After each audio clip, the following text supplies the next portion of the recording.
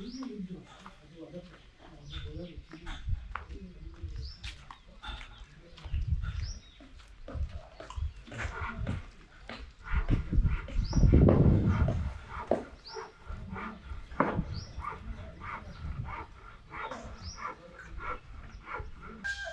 ಇವರು ಕುರಿ ಸಾಕಾಣಿಕೆ ಮೇಕೆಯನ್ನು ಇಟ್ಕೊಂಡಿದ್ದಾರೆ, ಜೊತೆಯಲ್ಲಿ ಸಿಂಪಲ್ ಆದ ಒಂದು ಶೆಡ್ ಮಾಡ್ಕೊಂಡಿದ್ದಾರೆ. ಆದರೆ ನಿನ್ನೆ ಸ್ವಲ್ಪ ಮಳೆ ಬಂದು ಈ ಥರ ನೆಲ ಎಲ್ಲ ಒದ್ದೆ ಆಗಿದೆ. ಸೊ ಇದು ಒಂದು ಮುಖ್ಯವಾದ ಕಾರಣ, ನೆಲದ ಮೇಲೆ ಬಿಡಬಾರ್ದು, ಒಂದು ಅಟ್ಟ ಕಟ್ಕೋಬೇಕು ಅಂತ ಹೇಳೋದು.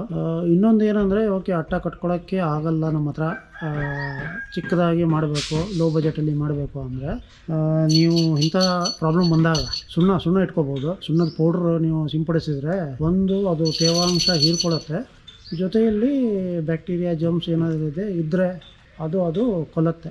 ಸೊ ನೆಲದ ಮೇಲೆ ಸಾಕಾಣಿಕೆ ಮಾಡೋವರಿಗೆ ಸುಣ್ಣದ್ದು ಪೌಡ್ರದ್ದು ಬ್ಯಾಗ್ ಅನಿವಾರ್ಯತೆ ಇಟ್ಕೊಳ್ಳೇಬೇಕು. ಸರ್ ಈ ಶೆಡ್ ಬಗ್ಗೆ ಸ್ವಲ್ಪ ಹೇಳಿ. ಸರ್ ಇದು ಮುಂಚೆ ದನ ಕಟ್ಟೋಕ್ಕೆ ಅಂತಲೇ ಮಾಡಿದ್ದೆ. ಇವಾಗ ದನ ಕಮ್ಮಿ ಆಯ್ತಲ್ವಾ, ಸದ್ಯಕ್ಕೆ ಒಂದು 20 ತಂದುಬಿಟ್ಟಿದ್ದೀನಿ. ಓದಲಿಕ್ಕೆ ಆ ಟೈಪ್ ಮಾಡಿದ್ದೀನಿ. ಮೇವು ತಿನ್ಕೊಂತವೆ, 1 ಗಂಟೆ ಇಲ್ಲಿ ಹೊರಗಡೆ ಆಟ ಆಡ್ತವೆ ಇಲ್ಲಿ. ಸೊ ಇಲ್ಲೂ ನೀವು ಮರದ ಸಪೋರ್ಟ್ ಕೊಟ್ಟಿದ್ದೀರಿ, ಆಮೇಲೆ ಸಿಮೆಂಟ್ ಪೋಲ್ ಕೊಟ್ಟಿದ್ದೀರಿ. ಎಲ್ಲ ಮರದ ಸಪೋರ್ಟ್ ಸರ್. ಇದು ಅಡಿಕೆ ಮರನೂ ಇದು? ಹಾಂ, ಅಡಿಕೆ ಮರ ಓಪನ್ ಮಾಡಿಸಿ ಕಟ್ಸಿದ್ದೀನಿ. ಇದನ್ನು ಕಲ್ಲು ಮಾಡಿಸಿದ್ದೀನಿ, ಅದಕ್ಕೆ ಸಿಮೆಂಟ್ ಕಂಬ ನೆಡ್ಸಿದ್ದೀನಿ. ಸಿಂಪಲಾಗಿ ಮಾಡಿಸಿದ್ದೀನಿ. ಇದು ಏನಾಗಿರ್ಬೋದು ಸರ್, ಒಂದು ಅಂದಾಜು ಮೇಲೆ ಲೆಕ್ಕಾಚಾರ ಎಷ್ಟು? ಅಂದಾಜು ಮೇಲೆ ಒಂದು 15,000 20 ಸಾವಿರ ಒಳಗಡೆ ಆಯ್ತು ಸರ್. ಒಂದು 20,000? ಹಾಂ, 20,000 ಆಯಿತು. ಏನು ಸೈಜ್ ಇದೆ ಇದು? 30 ಅಡಿ ಉದ್ದ ಐತೆ, 15 ಅಡಿ ಅಗಲ ಐತೆ. ಈ ಸಿಮೆಂಟ್ ಪೋಲ್ ಏನು ದರಕ್ಕೆ ಸಿಗುತ್ತೆ ಸರ್ ಇಲ್ಲಿ? ಸರ್ ಇದು 50 ರೂಪಾಯಿ ಅಡಿ. ನಾವು ಎಷ್ಟು ಅಡಿನಾರ ಇಡ್ಬೋದು. ಅಡಿ ಲೆಕ್ಕನ ಇದು? ಅಡಿ ಲೆಕ್ಕ. ಆಮೇಲೆ ಇದು ಮರ, ಅಡಿಕೆ ಮರ ಅದು ಒಂದೊಂದು ದಿನ ಒಂದು ರೇಟ್ ಇರುತ್ತೆ. 250 ರೂಪಾಯಿ ಒಂದು ಮರ, 2 ಒಳಾಗುತ್ತೆ ಇದು. 2 ಮರ. ಅದೇ ಶೀಟು ಕಮ್ಮಿದು ಹಾಕಿದ್ದೀನಿ. ಇದೇನು ಕಾಸ್ಟ್ಲಿ ಶೀಟ್ ಏನಲ್ಲ. ಟಿನ್ ಶೀಟ್ ಹಾಕಿದ್ದೀನಿ. ಶೀಟ್ ಹಾಕಿದ್ದೀನಿ, ಕಾಸ್ಟ್ಲಿ ಶೀಟ್ ಏನಲ್ಲ. ನೆಲದ ಏನು ಹಂಗೆ ಬಿಡ್ಬೇಕಂತಿದ್ದೀರಾ ಅಥವಾ ಏನಾದರೂ ಅಟ್ಟ ಮಾಡಿಸ್ಬೇಕಂತಿದ್ದೀರಾ? ಏನಾದರೂ ಐಡಿಯಾ ಇದೆ? ಇಲ್ಲ ಸರ್, ಕೆಲವರು ಅಟ್ಟೆ ಮಾಡಿದರೆ ಪ್ರಾಬ್ಲಮ್ ಅಂತಾರೆ, ನೆಲದ ಮೇಲೆ ಮಲಗಬೇಕು ಅಂತಾರೆ ಕೆಲವರು. ಓಪನ್ ಪ್ಲೇಸ್ ಐತಲ್ಲ, ಬಿಡೋದು ಚೆನ್ನಾಗೈತೆ. ನೆಲದಲ್ಲೇ ಬಿಡಬೇಕು ಅಂತ ಇದ್ದೀನಿ ಸರ್. ಇದು ಏನು ಪ್ರಾಬ್ಲಮ್ ಕಂಡಿಲ್ಲ ನಮ್ಗೆ ಇದರಲ್ಲಿ. ಬಟ್ ಇದು ಜೋರು ಮಳೆ ಬಂದರೆ ಈ ಥರ ಈ ಥರ ಪ್ರಾಬ್ಲಮ್ ಅಂದರೆ ನಾವು ನೆಗ್ಲೆಕ್ಟ್ ಮಾಡಿದೆ. ಬೇಸಿಗೆ ಅಲ್ವಾ, ಮಳೆ ಇಲ್ಲ ಅಂತ ಹೇಳಿ ಮಳೆಗಾಲದಲ್ಲೆಲ್ಲ ಕ್ಲೀನ್ ಮಾಡ್ಕೊಂಡಿದ್ದೆ. ಈಗ ಬಿಡ್ತೀನಲ್ವಾ, ಅಲ್ಲೆಲ್ಲ ಆ ಶೆಡ್ಡಿಂದು, ಮೇವಿಡ ಶೆಡ್ಡಿಂದು ಎಲ್ಲ ಈ ಆಚೆ ಕಡೆಗೆ ಬಿಟ್ಟಾಗ ಕವಲೆ ಕೆರೆದು ಮುಚ್ಚಿಬಿಟ್ಟವೆ. ಹಂಗಾಗಿ ರಾತ್ರಿ ನುಗ್ಗಿತ್ತೆ. ಮಳೆ ಇದೇ ಇರಲಿಲ್ಲ ರಾತ್ರಿ ಮಳೆ ಬಂದು ನುಗ್ಗಿಬಿಟ್ಟೈತೆ. ಅದು ಗೊತ್ತಾಗಿದ್ರೆ ಅದು ರೆಡಿ ಮಾಡಬೇಕು, ಬೆಳಿಗ್ಗೆ ಬರ್ದಂಗೆ, ನೀರು ಬರ್ದಂಗೆ. ನಾನು ಸದ್ಯಕ್ಕೆ ಒಂದು 20 ತಂದೀನಿ. ಇನ್ನು ಮಾಡ್ತೀನಿ, ಇದೇ ಮಾಡೋದು. ಅದಕ್ಕೆ ಕಮ್ಮಿ ಮಾಡಿ ಇದನ್ನೇ ಮಾಡ್ತೀನಿ. ಇದೇ ಬೆಟ್ರು ಅನ್ನಿಸ್ತೈತೆ, ಇದನ್ನೇ ಮಾಡ್ತೀನಿ. ಇದು ಕೆಲಸ ಕಮ್ಮಿ ನಮಗೆ. ಇದಿಲ್ಲ, ಮೇವಿಲ್ಲ ಅಂದ್ರೆ ಒಂದಿನ ಹಿಂಡಿ ಒಂಚೂರು ಜೋಳ ಇಟ್ಬಿಡ್ಬೋದು. ಅವಕ್ಕೆ ಅಂದರೆ ಮೇವು ಇಡಲೇಬೇಕು. ಈ ಒಂದು ಜೋಳ ಹಿಂಡಿ ಇಟ್ಬಿಟ್ರೆ ಮುಗಿದೋಯ್ತು. ಇಲ್ಲಿ ಎಲ್ಲ ತಳಿತನೂ ಕಾಣ್ತಾ ಇದೆ. ಯಾವ ತಳಿ ಮಾಡ್ಬೇಕಂತಿದ್ದೀರಾ ಸರ್? ಎಲ್ಲ ಪ್ಯೂರ್ ನಾಟಿ ಮಾಡೋಣ ಅಂತ ಇದ್ದೀನಿ. ಪ್ಯೂರ್ ನಾಟಿ ನೋಡಿ, ಅದು ನಾಟಿ ಐತೆ. ಅದು 2 ಟೆಸ್ಟಿಂಗ್ ಅಂತ ತಂದಿದೆ. 2 ಇದೊಂದು ಬೀಟಲ್ಲು, ಇದೊಂದು ತಂದಿದೆ. ಇಷ್ಟಪಟ್ಟು ತಂದೆ. ಇದು ಚೆನ್ನಾಗಿತ್ತು, ಒಂಥರ ಕಣ್ಣೆಲ್ಲ ಫುಲ್ ಬ್ಲ್ಯಾಕು ಇದೈತೆ ಅಂತೇಳಿ ಅದೊಂದು ತಂದೆ. ಇನ್ನೆಲ್ಲ ಎಳಗಿನ ಮರಿಗಳಿವು. ಇನ್ನು ಇವು 4 ನಾಟಿ, ಪ್ಯೂರ್ ನಾಟಿ. ಇವು ಇಲ್ಲಿ ಶಿರೋವಿನೂ ಕಾಣ್ತಾ ಇದೆ. ಶಿರೋವಿ 2 ಐತೆ. 2 ಟೆಸ್ಟಿಂಗ್ ಅಂತ ತಂದೆ. ಅದಕ್ಕಿಂತ ನಮ್ಮ ನಾಟಿ ಮಟನ್ ಇಷ್ಟಪಡ್ತಾರಲ್ಲ, ನಾಟಿನೇ ಪ್ಯೂರ್ ನಾಟಿ ಮಾಡೋಣ, ಎಲ್ಲ ಪ್ಯೂರ್ ನಾಟಿ ಮಾಡೋಣ ಅಂತ. ನಾಟಿ ಟಗರ್ ಇಟ್ಕೋಬೇಕಂತ ಡಿಸೈಡ್ ಮಾಡಿದ್ದೀರಿ? ಹೌದು.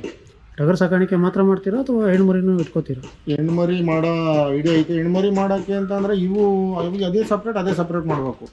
ಹಂಗೆ ಅಂತಂದರೆ ಅದು ಇವು ಗುದಿಯವಿರ್ತವೆ ಕೆಲವು, ಗಬ್ಬದಕ್ಕೆ ಗುದ್ದಿ ಪದ್ದಿ ಇದು ಮಾಡ್ತವೆ. ಸಪ್ರೇಟ್ ಮಾಡ್ಬೇಕು. ಅದು ಹೆಣ್ಣು ಕುರಿನೂ ಮಾಡೋಣ ಅಂತ ಇದ್ದೀನಿ. ನಮ್ಮದೇ ಇದು ಮಾಡಿ ಕುರಿ 10 ಕುರಿಗೆ ಒಂದು ಟಗರು ಸಾಕಂತೆ, ಅದನ್ನು ಮಾಡೋಣ ಅಂತ ಇದ್ದೀನಿ. ಸೊ ಮುಂದಿನ ದಿನದಲ್ಲಿ ಇದರದ್ದು ಪ್ರಮಾಣ ಹೆಚ್ಚಿಗೆ ಆಗುತ್ತೆ ಸರ್. ಇನ್ನು 2 ತಿಂಗಳಲ್ಲಿ ಮಾಡ್ತೀನಿ ಇದನ್ನು. ಇದು ಮರಿಗಳು ಎಲ್ಲಿಂದ ತಂದ್ರಿ ಸರ್? ಸರ್ ಇಲ್ಲಿ ನಮ್ಮ ಚಂದ್ರಾಪಟ್ಟಣ ಕಾಸ್ಟ್ಲಿ, ಚಂದ್ರಾಪಟ್ಟಣದಲ್ಲೇ ತಂದೆ. ಈಗ ಸದ್ಯಕ್ಕೆ ಈ ಥರ ಒಂದು ಮಾಡೋಂಥವು ಬೇರೆ ಎಲ್ಲಾರ ಬೇರೆ ಹೊರಗಡೆ ಹೋಗಿ ತಗೊಂಡು ಮಾಡೋಣ ಅಂತ. ಎಳಗಿನ ಟಗರು ಒಂದು 50, ಒಂದು 50 ನಾಟಿ ವಾತುಗಳು. ಎಳಗ ಅಂದರೆ ನಿಮ್ಮ ಇದು ಎಲ್ಲ ಎಳಗಾನೆ ಅದು.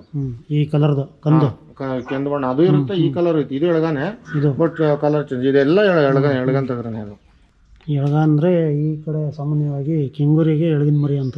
ಎಳಗಿನ ಮರಿ ಅಂತೀವಿ. ಇದರದ್ದು ಮೇವಿನ ನಿರ್ವಹಣೆ ಹೆಂಗೆ ಮಾಡ್ತೀರಿ ಸರ್? ಇದ್ರದ್ದು ಮೇವಿಂದು ಮಾಮೂಲಿ ಮೇವು ಹೊಡಿತೀನಲ್ಲ ದನಿಗೆ, ಅದೇ ಮೇವು ಬೆಳಗ್ಗೆ ಒಂದು ಟೈಮ್ ಇಟ್ಬಿಡ್ತೀನಿ. ಇನ್ನು ಮಧ್ಯಾಹ್ನ ರಾಗಿ ಹುಲ್ಲು ಹಾಕ್ಬಿಡ್ತೀನಿ, ಅದನ್ನು ತಿನ್ಕೊಂತವೆ. ಇನ್ನು ಸಂಜೆ ಮೇವು ಇಟ್ಟಾಗ ಒಂದು 1/4 kg ಅಷ್ಟು ಜೋಳ ಹಾಕ್ಬಿಡ್ತೀನಿ. ಜೋಳನೂ ಫೀಡ್ಸ್ನ ಹಾಕ್ಬಿಡ್ತೀನಿ ಅಂತ. ಸರಿ ಸರ್, ಇದು ಪ್ರಾರಂಭ ಮಾಡಿ ಇನ್ನೂ ಚೆನ್ನಾಗಿ ಮಾಡಿ ನೋಡೋಣ. ಮುಂದಿನ ದಿನಗಳಲ್ಲಿ ಆದರೆ ಇನ್ನೊಮ್ಮೆ ನಾವು ನಿಮ್ಮ ಹೊಸ ಕುರಿ ಲಾಟು ಹಾಗೂ ಶೆಡ್ ನೋಡೋಕೆ ಬರ್ತೀವಿ. ನಿಮ್ಮೆಲ್ಲ ಮಾಹಿತಿಗೆ ಧನ್ಯವಾದಗಳು. ನೋಡಿ, ಎಲ್ಲ ಟಗರು ಮರಿಗಳು ಇವರು ಕೊಂಡ್ಕೊಂಡು ಬಂದ ತಕ್ಷಣ ಅದನ್ನು ಕಸಿ ಮಾಡಿಸಿದ್ದಾರೆ. ಸುಮಾರು ಜನ ಫ್ಯಾಟಿಂಗ್ ಮಾಡೋರು ಈ ಮಾತಿನ ಮೇಲೆ, ಕಸಿ ಮಾಡುವಂಥದ್ದು ವಿಷಯದ ಮೇಲೆ ಜಾಸ್ತಿ ತಲೆ ಕೆಡಿಸ್ಕೊಡಲ್ಲ. ಕಸಿ ಮಾಡದೇ ಇರೋದಕ್ಕೆ ಯಾವ ಕಾರಣವೂ ಇಲ್ಲ. ಕಸಿ ಮಾಡಿಸ್ಲೇಬೇಕು. ಮಾಡಿಸಿದ್ರೆ ಆವಾಗ ನಿಮ್ಮದು ಮೀಟ್ ಕ್ವಾಲಿಟಿ ಆಗಲಿ ಅಥವಾ ಜನರಲಾಗಿ ತೂಕ ಅಂತ ಏನು ಹೇಳ್ತೀವಿ ನಾವು ಫ್ಯಾಟ್ನಿಂಗಲ್ಲಿ, ಅದು ಹೆಚ್ಚಿಗೆ ಬರುತ್ತೆ. ಸೊ ಕಸಿ ಮಾಡಿಸಿದಾಗ ನಿಮಗೆ 1-2 ದಿನ ಸಾಮಾನ್ಯವಾಗಿ ಅದಕ್ಕೆ ನೋವು ಇರುತ್ತೆ. ಅದು 1-2 ದಿನ ಮಟ್ಟಿಗೆ ಆಹಾರ ಸ್ವಲ್ಪ ಕಮ್ಮಿ ಮಾಡಿಕೊಳ್ಳುತ್ತೆ, ಅದು ಸಹಜವಾದದ್ದು. ಆ ನಂತರ 6 ತಿಂಗಳವರೆಗೂ ನಿಮಗೇನು ಜೋರಾಗಿ ನಿಮಗೇನು ವ್ಯತ್ಯಾಸ ಕಾಣಿಸಲ್ಲ.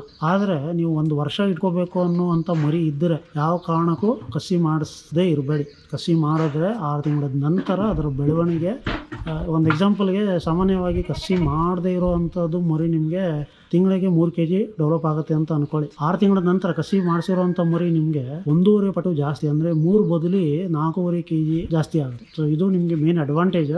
ಆದರೆ ಎಷ್ಟೋ ಜನ ಅದನ್ನು ತಲೆ ಕೆಡಿಸ್ಕೊಳ್ಳಲ್ಲ, ಮಾಡೋಕ್ಕೆ ಹೋಗಲ್ಲ. ಯಾಕಂದರೆ ನಿಮಗೇನು ಅದು ಬೀಜ ತೆಗಿಬೇಕು ಅನ್ನೋವಂಥದ್ದು ಏನಿಲ್ಲ. ಈಗೆಲ್ಲ ಹೊಸದಾಗಿ ಮಾಡ್ತಾರೆ, ಬರೀ ನರ ಡ್ಯಾಮೇಜ್ ಮಾಡಿ ಬಿಟ್ಟರೆ ಸಾಕು.